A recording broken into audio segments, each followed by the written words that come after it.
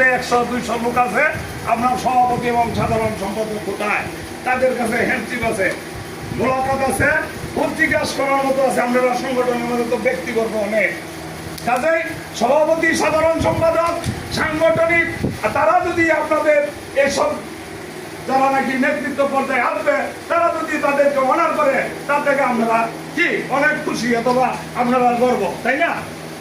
আমি মনে করি আপনারা সুন্দরভাবে কুশিন্দি ইউনিয়নের মধ্যে যে বিল্ডিং কনেকশনের কাজের জন্য আপনারা এই হুসিন্দির যারা কনেকশনের কাজ করে তাদের মধ্যেই আসে।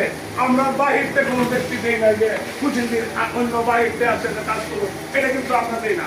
তারা বিল্ডিং এর কাজ করে আমাদের কাছে জিজ্ঞাসা করে, আমরা বলে দিই আপনাদের নাম। এর কারণ বাহিরতে কোনো কন্ট্রাক্টর আমাদের হুসিন্দির কাজটা আমরা করতে পারি। এই পারপাসে আমরা সচেতন থাকবো। যারা নাকি হুসিন্দি ইউনিয়নের ভিতরে এই বিল্ডিং পারবে আমরা প্রস্তাব